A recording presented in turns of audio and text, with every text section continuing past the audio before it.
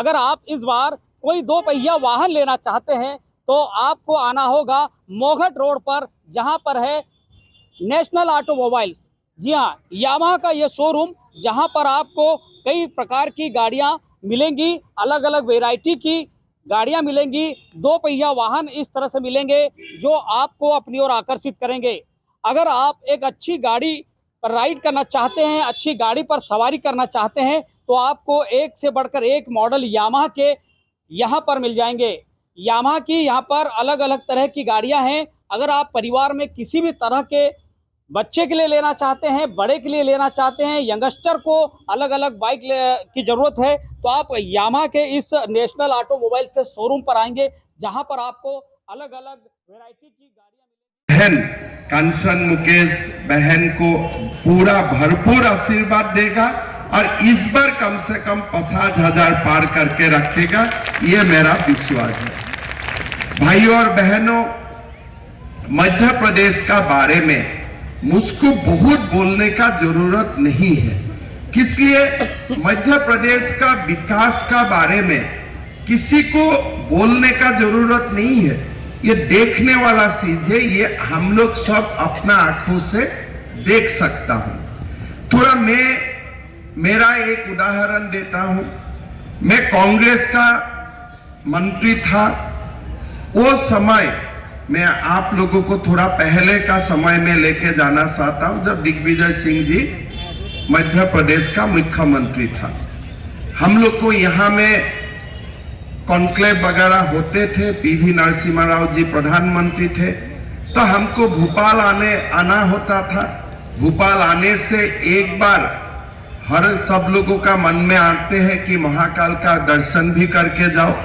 तो ऐसे मध्य प्रदेश में 2-3 बार आने का समय हुआ। तो होटल में रहता था, लाइट नहीं होते थे, तो मैं पूछता था, भाई साहब लाइट कब आते हैं? बोले यहाँ तो लाइट आने का सवाल ही नहीं है, लाइट खाली जाते ही रहता है, लाइट आते कब किसी का पता नहीं चलता है।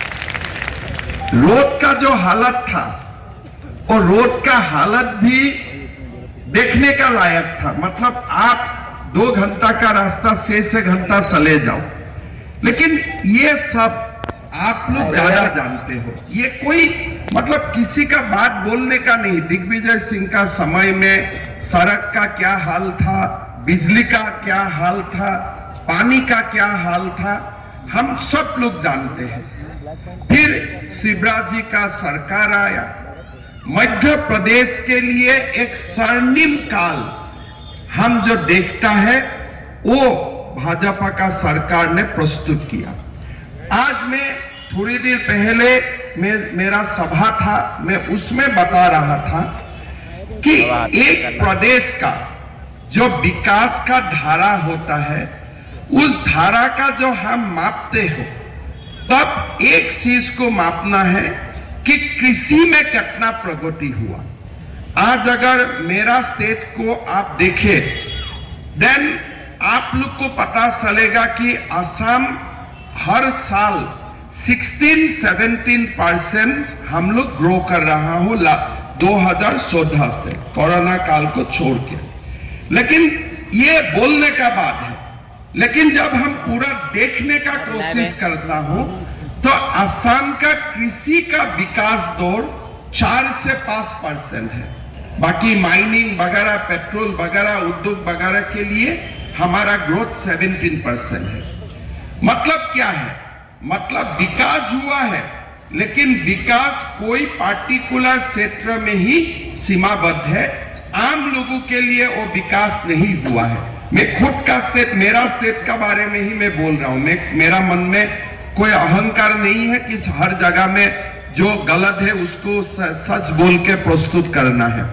लेकिन मध्य प्रदेश का जो भी हमारा यहाँ लोग रुचि रखते हैं, अगर मध्य प्रदेश का हम लोग विकास देखता हो, 17% अगर मध्य प्रदेश विकास हो रहा है, कृषि का भी विकास 17% ही हो रहा है।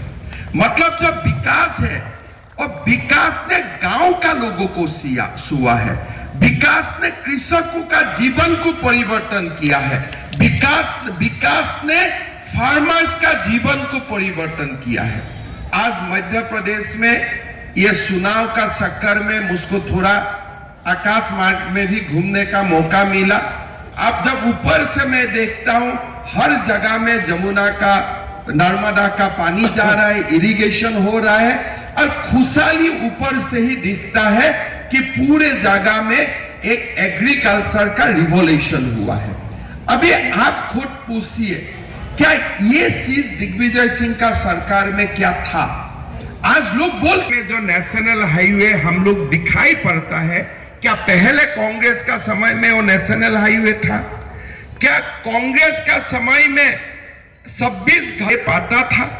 आज कमलनाथ जी और दिग्विजय सिंह जी जब वोट मांगने आते हैं तो एक प्रश्न हमारा मन में आते हैं कि भाई कांग्रेस का कोई नया नेता आने से अलग बात है, लेकिन जो लोगों का दिन में मध्य प्रदेश ने कोई विकास नहीं देखा, वो लोगों को दोबारा वोट देने का मतलब क्या हो सकता है, वो मेरा दिमाग में उतरता नहीं है। अब दिग्विजय सिंह जी जब अपना घर से भोपाल जाते हैं, रावगढ़ से जब आप भोपाल जाते हैं, मैं खुद उनका पत्नी का जब निधन हुआ था तब मैं उनका घर में आया था। उनका घर से वो समय भोपाल पहुंचने से 10-12 घंटा लगते थे। थोड़ा दिन पहले मैं गया था, 6 घंटा 5 घंटा में भोपाल पहुंच गया। तो खुद आप हर दिन देखता है शिवराज जी का बारे में दिन का 2 बजे भी रखता है। मन में मन तो आप बीजेपी को धन्यवाद देते ही हो ना, बाहर में बोल सके और ना सके। आज जो रास्ता का डेवलपमेंट है, इकोनॉमिक डेवलपमेंट है, ये हमें पूरा दिखाई देता है। ये किसी को बोलने का जरूरत नहीं है। आज आप लोग देखिए प्रधानमंत्री नरेंद्र मोदी जी को आप लोग खुद देखा है।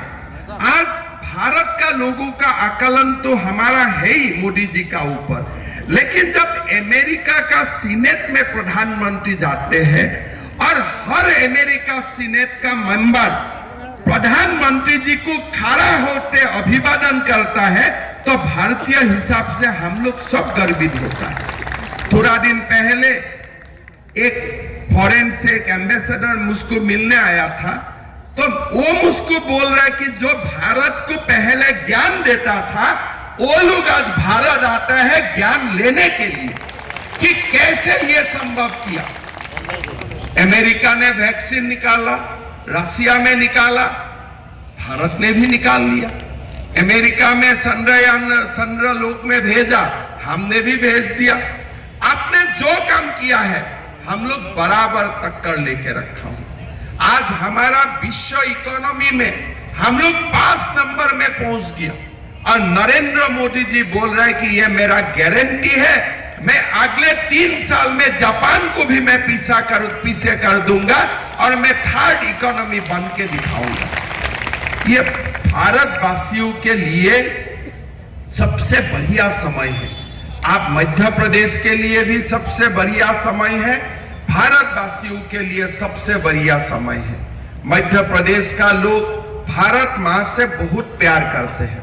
मैं ऐसा एक प्रदेश से आया हूं जो चाइना और भारत का बीच में बॉर्डर होता है, वो क्षेत्र में। पहले जब कांग्रेस का सरकार था 1962 में चाइना मेरा प्रदेश का बीच तक आ गया था। तब डिस्कशन हुआ कि भाई रोड बनाओ, रेल लाइन बनाओ, चाइना बना रहा है। कांग्रेस सरकार ने बोला नहीं, हम बॉर्डर में रोड और ट्रेन नहीं बनाऊंगा, इसलिए रोड और ट्रेन बनाने से चाइना घुस के चलाएगा।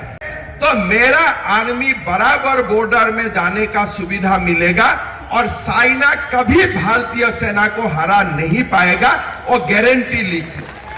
आज तवांग जाने के लिए हमारा रेल लाइन बन चुका है। आज तवांग जाने के लिए रोड बन चुका है, 6 लेन हाईवेज बन चुका है।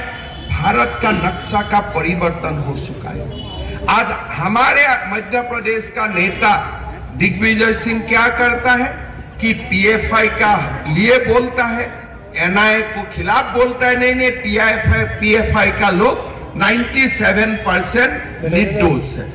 अरे अगर 97% पीएफआई लोग निर्दोष है तो ये बम कौन फुटाता है? क्या आप जाके फुटाता है क्या? वो लोग नहीं फुटाता है तो आप उठाना पड़ेगा। अगर ये पीएफआई लोग कोई दोस्त है ही नहीं, वो लोग एकदम आपका घर का बच्चा मुन्ना जैसा है, तो ये बम कौन फुटाता है? क्या कांग्रेस का लोग जाके फुटाता है क्या? तो दिग्विजय सिंह को मैं पूछने का मेरा मन में होता है, मेरा सर अच्छा संबंध है, आजकल मैं ज्यादा फोन नहीं करता हूं, लेकिन मेरा पूछने का मन होता है कि राजा जी, अगर ये पीएफआई लोग बम नहीं फुटाता है तो आपका पार्टी का लोग जाके बम फुटाता है क्या? ये आप बात बोलिए। आज देखिए, अमित शाह जी ने पीएफआई लोगों को सरकारी मेहमान बना दिया। अभी भारत में कहीं बम भी नहीं फूटता है, कुछ भी नहीं होता है। कम से कम मोदी जी को तो इसके लिए आप बोलिए। कांग्रेस का समय में जाके पाकिस्तान को जवाब नहीं देते थे। क्यों नहीं जवाब देते थे? आर्मी का पास तो अस्त्र शस्त्र तब भी था, तब भी हमारा पास विमान था, तब भी हमारा पास आर्टिलरी था। तो आप क्यों पाकिस्तान में हमला नहीं करते हो? इसलिए नहीं करते हो कि भारत के अंदर जो पाकिस्तानी है वो लोग आपको खराब ना पाए, इसलिए आप लोग पाकिस्तानी को आप लोग हमला नहीं करते थे। अभी मोदी जी का समय में पाकिस्तान से कोई लोग आया, हमारा सीआरपीएफ का साथ मतभेद किया, सीआरपीएफ का शहीद हुआ। मोदी जी ने सुबह बम फेंक करके पाकिस्तान को ठंडा कर दिया। भाई हिसाब बराबर हो गया, ठीक ठाक। ये किस लिए हमने किया? किस लिए? देश का पाकिस्तानी का वोट हमें नहीं चाहिए। अगर देश का पाकिस्तानी का वोट हमारा प्यारा होता था तो हम भी नहीं कर सकता था। तो अभी तो मैं तो असम में खुल्लम खुला बोल देता हूं, भाई साहब आप लोग रहिए, आप लोग का वोट नहीं चाहिए, आप लोग रहिए, खाइए, मजा कीजिए, लेकिन कोई वोट हमें नहीं चाहिए। हम अपना दम पर जीतेगा और अपना दम पर भारत को हम लोग विश्व गुरु बनाऊंगा। भाइयों और बहनों, अभी कमलनाथ जी का, मैं परसों दिन छत्तीसगढ़ में था, कमलनाथ जी का एक स्टेटमेंट देखा। क्या राम मंदिर क्या बीजेपी का है? कमलनाथ जी, राम मंदिर बीजेपी का नहीं है, लेकिन ये भी सुन लीजिए, राम मंदिर कांग्रेस का भी नहीं है, ये कम से कम आप सुन लीजिए। आज आप देखिए, बीजेपी का लोगों ने तो राम मंदिर के लिए संग्राम किया, हमारे आइडियोलॉजिकल फैमिली का लोगों ने शहीद हुआ राम मंदिर के लिए। लेकिन कमलनाथ जी क्या कर रहा था कि उनका समय बाबरी मस्जिद ना गिरे, इसके लिए अयोध्या में आर्मी बैठा दिया था, सीआरपी बैठा दिया था। और आप लोग ये भी सोचिए, आज 22 जनवरी अयोध्या में रामलला का मंदिर बनेगा। ये सभा में उपस्थित एक व्यक्ति भी खड़ा होकर हमें बोले कि कांग्रेस अगर होता था ये राम मंदिर होता था, भारत में होता था। अगर नरेंद्र मोदी जी प्रधानमंत्री नहीं बनते थे, क्या राम मंदिर होता था अयोध्या में? आज कमलनाथ जी, कम से कम राम मंदिर में तो आप अपना बात मत भूलिए। आज सुप्रीम कोर्ट का ऑर्डर देना 3 साल हो गया, आप अपने आप को हनुमान भक्त मानते हो। क्या आप कमलनाथ हनुमान जी, क्या आपने रामलला का दर्शन करके आया अभी 3 साल में? कभी गया है वहां में? कभी वहां गया है आप? अगर हनुमान जी ने, अगर अयोध्या में राम मंदिर बनाने का पहला काम शुरू हुआ, उसमें तो हनुमान जी बैठा हुआ होगा। जहां भी राम का गुण होता है वही हनुमान जी बैठता है। लेकिन हमारे केक काटने वाले कमलनाथ जी हनुमान भक्त आज तक तो राम मंदिर गया नहीं। दुनिया का मंदिर में जाएगा, लेकिन राम मंदिर में नहीं जाएगा। इसलिए राम मंदिर जाने से हमारा भारत का अंदर में जो हमास लोग है वो लोग नाराज हो जाएगा, इसलिए वहां नहीं जाएगा। आपने देखा है राहुल गांधी को रामलला का मंदिर में? किसी ने देखा है? प्रियंका गांधी को रामलला का मंदिर में देखा है? कमलनाथ का रामलला का मंदिर में देखा है? दिग्विजय सिंह जी को तो कहीं देख सकता है, मंदिर में तो आप नहीं देखेगा, वो तो अलग बात है। आप देखिए, चुनाव आने से हर मंदिर जाएगा, लेकिन राम मंदिर नहीं जाएगा। किस लिए? राम मंदिर जाने से बाबर वाला लोग नाराज हो जाएगा, इसीलिए राम मंदिर नहीं जाएगा। मैं तो कमलनाथ जी को बार बार बोल रहा हूं, ये बार बार बोल रहा हूं। थोड़ा दिन पहले मैं छत्तीसगढ़ गया था। छत्तीसगढ़ में एक कवर्धा बोल के कॉन्स्टिट्यूएंसी है और छत्तीसगढ़ में एक अकबर नाम का मंत्री जी है। तो वहां में गया, लोगों ने बोला कुछ कुछ बात, मैं सभा में अकबर जी का खिलाफ कुछ कुछ बताया। तो 2 दिन बाद में गुवाहाटी चला गया। गुवाहाटी जाके मैंने देखा इलेक्शन कमीशन का मेरा ऊपर नोटिस, किसने? कांग्रेस ने कंप्लेन दिया है कि अकबर का खिलाफ आपने क्यों बोला। मैं कमीशन को बोला, मैं तो जीवन ही यहाँ भारत में जन्म लिया हूं बाबर और औरंगजेब का खिलाफ बोलने के लिए। जो भी हो, बाबर और औरंगजेब का खिलाफ तो हमें बोलना ही पड़ेगा। अगर बाबर और औरंगजेब का खिलाफ में नहीं बोलो तो भारत विश्व गुरु भी नहीं बनेगा। जब तक बाबर और औरंगजेब टाइट नहीं होगा तब तक देश भी आगे नहीं बढ़ेगा। थोड़ा दिन राजस्थान में कांग्रेस का सरकार है, कुछ विवाद हुआ। एक ऐसा बाबर ने ऐलान किया कि जो भी ये विषय में कोई बोलेगा उनको हम सरतन जुदा कर देगा। तो मैंने टीवी में देखा, मैं बोला कोई सरतन जुदा होता है क्या? हम बोला ये कहां होता है। फिर राजस्थान में कन्हैया लाल बोल के एक व्यक्ति ने कुछ फेसबुक किया, सचमुच उसको जाके सरतन जुदा कर दिया। राजस्थान में कांग्रेस सरकार था, कुछ भी नहीं किया। वो लोग का मन में बहुत फुर्ती हुआ, भाई हमने तो सरतन जुदा कर दिया। तो मैं इतना ही बोल सकता हूं कि अगर राजस्थान में कांग्रेस सरकार नहीं होता था और वहां में अगर बीजेपी का सरकार होता था, हम भी सरतन जुदा का हिसाब 5 मिनट में बराबर कर देता था, कोई हमारे प्रॉब्लम नहीं होता। हम भी जानता हूं कि उनका कैसा भाषा आपका साथ प्रयोग करना है। मैं इसीलिए हमेशा ओवैसी को बोलता हूं कि आप जो स्कूल में पढ़ा है वो स्कूल में बीजेपी का कार्यकर्ता लोग डॉक्टरेट डिग्री कर चुका है। आप ज्यादा बात मत बोलो। भाई और बहनों, मैं जब असम का सीएम बना, ये भी बीजेपी का बड़प्पन है, मैं कांग्रेस में था लेकिन बना दिया मुझको भी सीएम, ठीक है। तो जब मैंने सीएम बना तो मेरा पास एक फाइल आया कि मद्रासा टीचर का सैलरी देना है। हम बोला ये कौन सा स्कूल है? बोले सर जहां में थोड़ा मुल्ला उल्ला बनता है वही स्कूल है। तो तनख्वाह कौन देता है? बोला सरकार देता है। मैं बोला भारत को डॉक्टर इंजीनियर का जरूरत है कि या तनख्वाह देने के लिए हमें मुल्ला का जरूरत है? बोला नहीं सर ये तो चल रहा है 1935 से। हम बोला ठीक है, 1935 से अभी तक हमारा मुल्ला का जरूरत हुआ करता था। अभी तो हम लोग संग्रह में जाना है, अभी तो हमें साइंटिस्ट जरूरत है, एम्स खोल रहा है, हमें डॉक्टर का जरूरत है। आज का ये मद्रासा वाला कहानी बंद करो और हमें डॉक्टर इंजीनियर बनाने वाला स्कूल चला दो। बोले नहीं साहब बहुत रिएक्शन होगा। मैं बोला एक्शन होने से तो रिएक्शन होगा ही होगा, होने दो ना, उसमें मेरा क्या फर्क पड़ता है। कुछ भी एक्शन नहीं हुआ। 700 मद्रासा का ताला भी बंद हो गया, लोग अभी डॉक्टर इंजीनियर बन रहे हैं, आराम से काम चल रहा है। ऐसा ही लोग बोला था 370 धारा अगर आप खत्म कर देगा तो देश जल जाएगा। ठीक है, अमित शाह ने बोलो देश जलने दो, और हम लोग का भी पास फायर ब्रिगेड है, हम भी पानी मार देगा, देश जो भी जलेगा वो ठंडा भी हो जाएगा साथ साथ।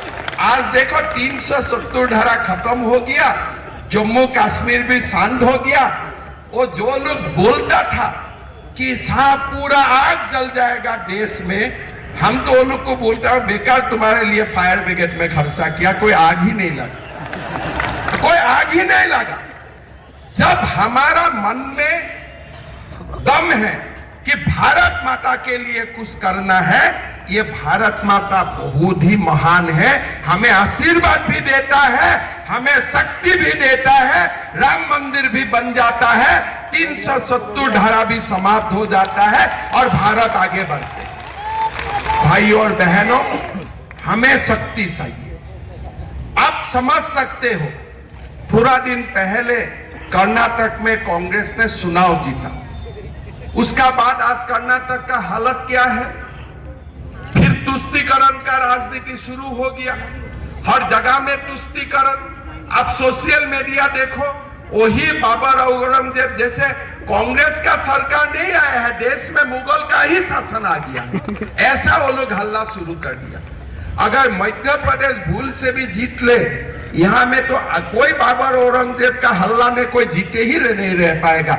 वो लोग ऐसा लगेगा कि मुगल साम्राज्य ही यहाँ आ गया। तो इसीलिए भाइयों और बहनों, हमारा पास विकास भी है, शिवराज जी का नया मॉडल भी है, नरेंद्र मोदी जी का विकास का हमने सबने स्वरूप देख चुका हूं, और साथ साथ में हमारा देश का स्वाभिमान को भी हमें रक्षा करना है। कांग्रेस का लोग विकास का बात बोलते हैं, स्वाभिमान का बात नहीं बोलते हैं। मैं हमेशा असम में जाके बोलता हूं कि हमारा पास सब कुछ है, लेकिन अगर मैं मंदिर नहीं जा सकता हूं, क्या मेरा मन में शांति होगा? अगर मैं हमेशा मंदिर जाता हूं, मेरा पास विकास नहीं है, तब भी मेरा मन कभी शांति नहीं होगा। तो विकास और हमारा स्पिरिचुअलिटी, इसका संतुलन बना के रखना ही बीजेपी का काम है। बीजेपी समाज को भी आगे बढ़ा के ले जाता है, और साथ साथ में बीजेपी भारत माता का भी विश्व गुरु बनाने का संकल्प आगे लेके जाते हैं। भाई और बहनों, मध्य प्रदेश में बहुत सारा काम हुआ है। लाडली बहना एक ऐसा योजना है जिससे मातृशक्ति का सम्मान बढ़ते हैं। आज हमारा माताओं का बैंक अकाउंट में 1250 रुपया जाते हैं। शिवराज जी ने मुझको बोला कि हिमन भैया मैं इसको 3000 तक लेके जाऊंगा। गैस सिलेंडर भी 450 रुपया देने का सारे काम उन्होंने समाप्त कर लिया। प्रधानमंत्री आवास योजना का आवास बना, साथ साथ में सीएम आवास योजना का भी उन्होंने क्रियान्वयन काम करने का शुरू कर दिया है। मध्य प्रदेश में विकास हो रहा है, भारत में विकास हो रहा है, और हमारा सनातन संस्कृति का भी उत्थान हो रहा है। भाई और बहनों, हमें ऐसा ही विकास चाहिए। हमारा सनातन भी संरक्षित होना चाहिए, साथ साथ में हमारा विकास भी होना चाहिए। आज दिग्विजय सिंह कमलनाथ का पास कुछ नहीं, बस कुछ नहीं है, इसीलिए कमलनाथ बोलता है दिग्विजय का कपड़ा फाड़ दो। तो आपका कैबिनेट में क्या होगा? दिग्विजय समर्थक जाके कमलनाथ समर्थक का कपड़ा फाड़ेगा, और कमलनाथ समर्थक जाके दिग्विजय सिंह का कपड़ा फाड़ेगा। तो कपड़ा फाड़ने का नाटक देखने का क्या हमारा काम है क्या? वो तो हमारा काम नहीं है। आप जो कपड़ा फाड़ना उनका काम है, भाई घर का अंदर ही करो, रास्ता में मत करो, इतना ही मेरा निवेदन है। बाकी कुछ नहीं है, आप कपड़ा घर का अंदर ही फाड़ो, जो फाड़ो, जिसका फाड़ो फाड़ो। भाई और बहनों, कांचन जी चुनाव में है, मेरा तो विश्वास है जीतेगा ही जीतेगा। साथ में मध्य प्रदेश में भी बीजेपी का सरकार बनाना है।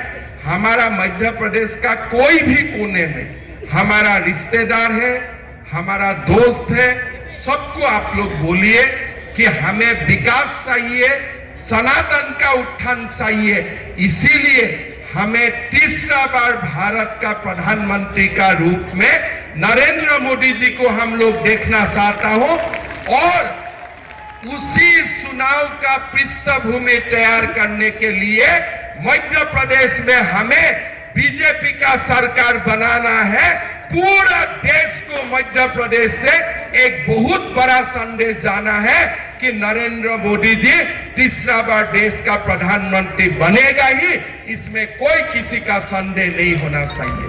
भाई और बहनों, आप लोगों ने मेरा बात सुना, मैं आप लोगों को धन्यवाद देता हूँ।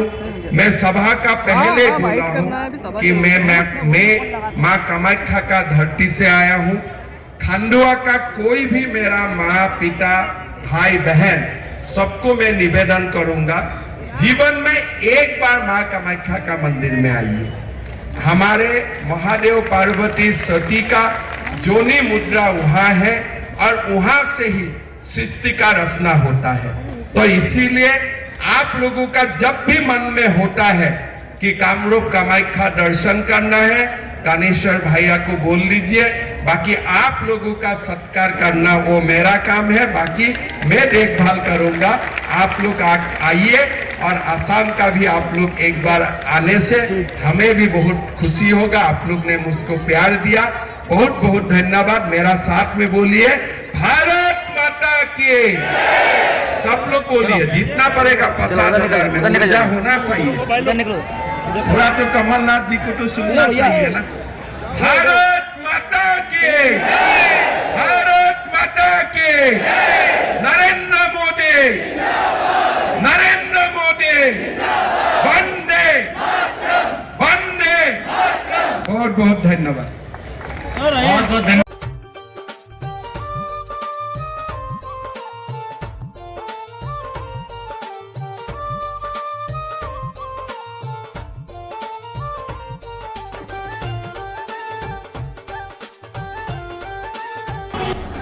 हर नारी की सबसे पहली पसंद स्वर्ण आभूषण, और जब स्वर्ण आभूषणों की बात हो तो हमारे शहर का सबसे विश्वसनीय नाम सुभाष ज्वेलर्स, जिसे आपके प्यार और विश्वास ने बनाया है सबसे खास। खरा सोना आपके भविष्य की जमा पूंजी। खरा सोना मतलब सुभाष ज्वेलर्स का सोना। एक बार फिर हम तैयार हैं आधुनिकतम और सबसे नए स्वर्ण एवं डायमंड ज्वेलरी के साथ, और हमारा पता है सुभाष ज्वेलर्स, छोटा सराफा, श्री गणेश मंदिर के